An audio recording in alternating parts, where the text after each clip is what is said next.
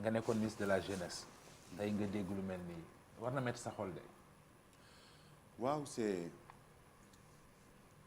di jaale d'abord ñi ci ñàkk seen doom wala seen jarbaat ak seen mbokk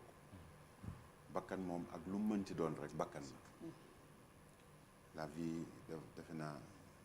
mën nañ ko wax noonu tubaab c'est sacré, c'est quelque chose de sacré mais bu émotion yooyu yëpp passé il y a une analyse objective à faire parce que jàngoro bu amee yàlla dogal nga bokk ci ki ñu wóolu nga bokk ci ñi mu tànn pour que ngeen indi ay saafara yenn saa da ngay tàqalikoo du ma ni ak sa sago waaye da ngay tàqalikoo ak yenn cofeel yi xool objectivement lan moo koy saafara pour que beneen yoon du am man bi may njëkk a nekk ministre de la jeunesse ak emploi defe naa fa ñetti at ak genn wàll defe naa phénomène bii nii commencé woon na reprendre mais gisuma lu jar nit di risquer bakkanam ci loo xam ni dara wóoru ko mais boo ko jëlee culturellement ñun dañoo gëm alal ju bari walla bàmmeel bu sori sama mbokk njaaree bi te defe naa wàll nañ waa Louga dañ koy wax ñu développer complexe ku nekk ci biti parce que dañ daan gis ku nekk ci biti xamuñu woon la fa am bu ñëwee weer bi mu fiy def day nekkee yow jeune bi noo bëgg a nekkee amul benn jeune bon en tout cas sama génération et je pense que ñun ñëpp ñoo bokk génération ku ci am bac ca xalaatoo wala rêvé woo dem man sama rêve yëpp demoon MIT la donc ci tolluwaay ndaw la mais objectivement lu tax nit di ko def defe naa loolu ñi ngi wax rek état mais c'est culturel parce que ñii di dem nii yëpp man yaay ji wax nee na doomam da daan liggéey fii et pourtant jël na alalam fay pour dem parce que dafa yaakaar ni que lam fay fekki moo gën lim fi bàyyi yaakaar rek la ñi jot a dem xam nañ ni lañ fay fekki surtout boo demee ci condition yooyu ña am këyit ñoo mënul am yow li nga foog waxantuma la ak yow mi nga xam ni sa dem teguwul ci yoon boo demee na nga fay nekk lu dul coono amu ci lu dul risque ñàkk sa bakkan amu ci te defe naa amul kenn ci ñun ku bëgg a teg naqar ak jafe-jafe yu mel nii sa njaboot donc ni xale yi delloo si seen xalaat xale yi ni ñuy delloo si seen xalaat bu fekkente ne li tax ñu war fee toog amu fi maanaam liggéey bi ngeen di egsi da ngeen diggoon ndaw ñi 500 000 emplois ci seen premier magistère fan ngeen toll parce que dafa mel ni li ngeen waxoon amul bu ñu dégloo Dame Diop le ministre de l'emploi nee na du problème mu emploi les gens s'attendaient à ce que mu jox ñu des réponses boo xamante ni ñoo gën a pertinentes mu ne c'est un problème d'employabilité mais personne n'a compris ana liggéey yi ngeen diggoon ndaw ñi ba tey ji xoolal les images qui sont très choquantes xam nga soxna Binta mënuñu ko teg ci emploi rek ndax témoignage bi nga teg fii nii yaay ji nee na doomam da doon liggéey fii di fay ay facture xam nga lu nekkoon liggéey bi di câble distributeur maanaam di xëcc ay fil ci koñ yi di dugal ci kër yi ñu leen di fay par weer mais ba tey am na ci ñuy njàpp man sa rajo laa ko déggee am na ay enseignants ñoo xam ne dañ doon jàngale donc mën nañ jàpp ñooñu am nañ métier waaw ñooñu non waxuma am nañ métier mais jàngalekat métier la waaw non raw nañ am métier am nañ salaire li ma la bëgg a foofu mooy xëy na am na ñoo xam ni problème mu ñàkk emploi yóbbuwu leen du problème mu ñàkk emploi rek léegi bu fekkee ci problème mu emploi bi la man defe naa jarul ñuy nëbbante réew mi biñ koy jël ak léegi nii jafe-jafe bi fi gën a metti liggéey la mais bu ñu waxantee dëgg wax rek dëgg bañ a nax suñu bopp bañ a nax ñi ñuy seetaan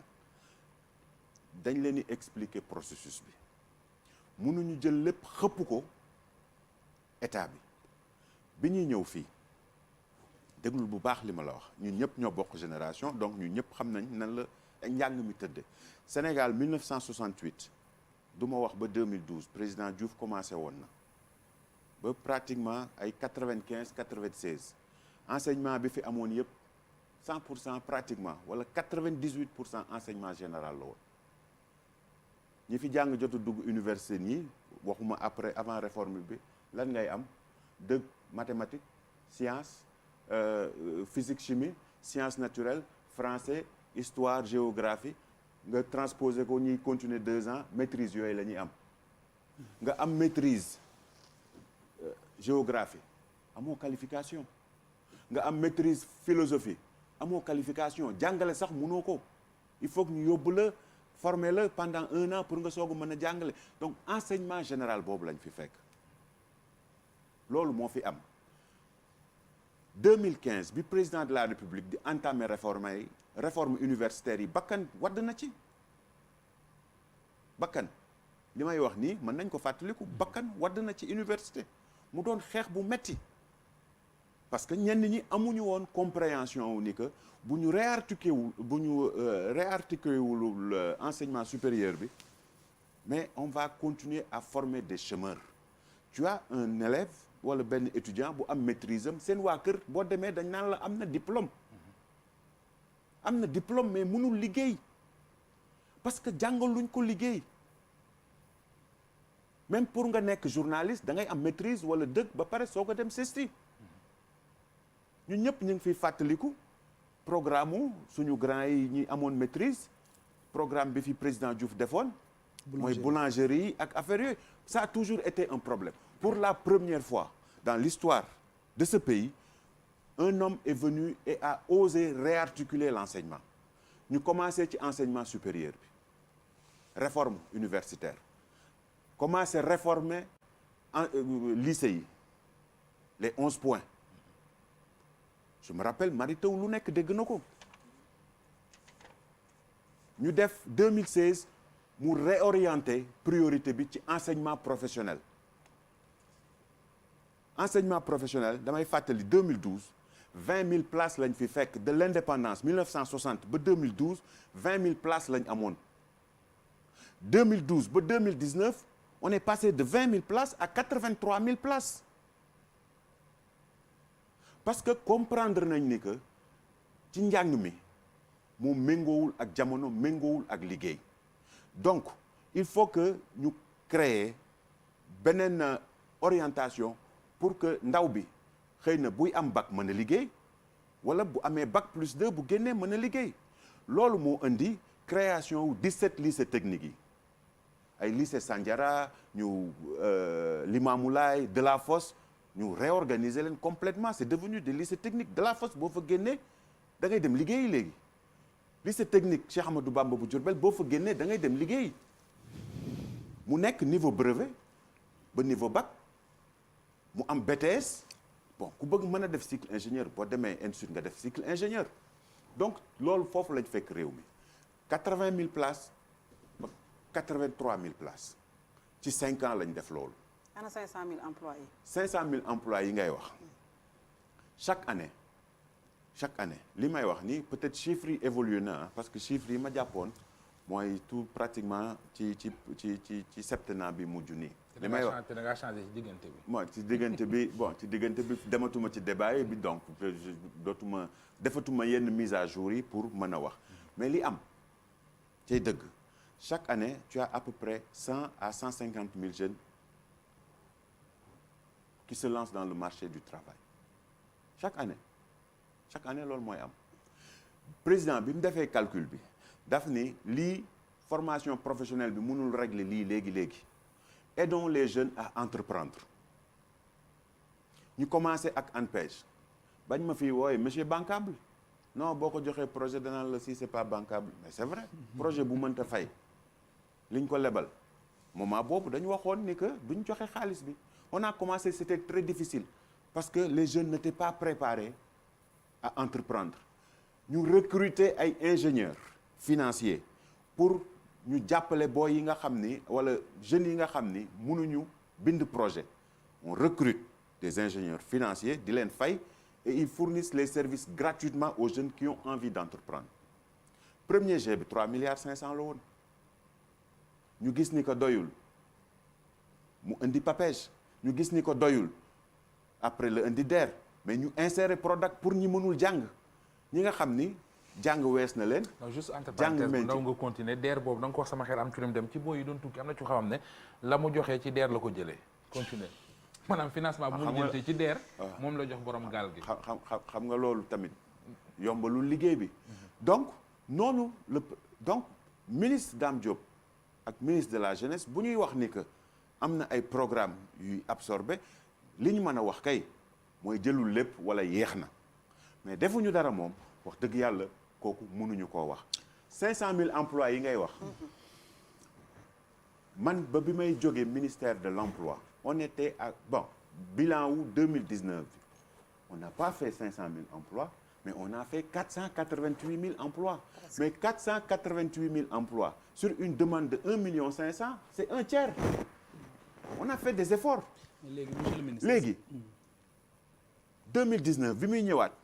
mais nee na leen on va pas faire 500 000 emplois on va faire 1 million d'emplois 1 million d'emplois yi ni ñu ciy eggee mais on l'explique mën nañ ko wax munoo am programme 100 000 logements te doo créer main d'œuvre munoo nekk producteur de pétrole ak de gaz d'ici 2 ans te doo mën a créer emploi yooyu doo am problème mu di am problème mu financer ces jeunes munoo bëgg a régler déficit. pétrole amul emploi de. non xaaral non parce que yow da nga jàpp ni que bu fekkee ni que da nga jàpp ni que dañuy ŋàcc ci pétrole bi rek yóbbu. mais li ma bëgg wax mooy sénégalais yi emploi pétrole bëriwul emploi di nga am xaalis mais doo am emploi. déedéet xaaral ma expliquer la lu tax Franck Timis ki pétrole rek la xam. non moo tax ma ne la non bu doon Franck Timis dina xam ne dina am emploi parce que ñun bokkuñu ci ñi nga xam ne dañuy ñëw jël rek gaz bi ak pétrole bi dem. on transforme contre yow mi suivre pétrole gaz Total bi muy signé condition pour mu signer président lan la ci njëkk a def. non yaa jege président. yaa déedéet non da nga ni moom jege na Franck Timis. moom day laaj man kay yow. non pour ñu respecter contenu local bi. non pas pour ñu respecter contenu local bi président condition yi njëkk a teg Total pour ñu signer. pour ñu jox leen ñu dem xool ndax pétrole am na. vous nous aidez à créer l'Institut du pétrole du Sénégal. vous nous aidez. non oui à mettre en place parce qu'on ne peut pas amuñu benn expérience ci pétrole amuñu ci benn expérience en tout cas cadre sénégalais yi ci formé ils se sont formés. Mais dans le cadre d'une négociation entre États. Chacun défend ses intérêts est-ce que vous nous aidez mooy wax bi. est-ce que non c'est terme boobu laa utilisé ci clause yi la bokk. ci cahier de charge bi la bokk. c'est-à-dire l'assistance technique pour créer l'Institut du pétrole. fii ci réew mi pour que xale yi mën a jàng. léegi pour ñu bañ a dérouter continuer ce raisonnement. yaa ngi woon ci 100 000 logements yi ak pétrole. ma ni munoo bëgg a tabax 100 000 logements di préparer extraire pétrole ak gaz di régler ce déficit en céréales pratiquement dans l'agriculture te munoo créer 100 000 emplois. c'est pas possible 1 million d'emplois munul nekk li tax mu ma wax la ni que mën na nekk. et que xel mën na ko nangu boo seetloo ci la jiitu gis nga ba ñu bàyyee quand on a laissé l'enseignement général on a créé 2 universités l'université du Sine Saloum ak l'université Amadou Mahtar Mbow Amadou Mahtar Mbow c'est spécialisé en NTIC xel mën naa nangu ni que ku jàng NTIC tey mais même bu la TFM jëlul mais mën nga entreprendre sa yëfu bopp xel mën naa nangu tey ni que ku dem génne université Sine Saloum spécialisé wu ci agronomie mais mën ngaa dem liggéey. Monsieur le ministre am na question donc bu ma la bëgg a laaj changement de paradigme yooyu les gens ne l'ont pas évalué objectivement on a passé beaucoup de temps ci ay détails ay non 29 milliards lii nii di wax ay wax yoo xam ni amul jëmul bopp jëmul genn ca mënoon a wax qui doit évaluer ca mënoon a wax non c'est-à-dire nous on évalue et on améliore président bu waxee ni que nañ leen def lii chaque année dañuy évaluer pour jéem a améliorer parce que dañu bokk ci ñi gëm ni que retour d'expérience lépp matulan lépp yembul mais boo defee at nga toog xool li nga def di nga xam fan la dëngee ak fan la ñu war a jubbanti. question bi ma laaj bëgg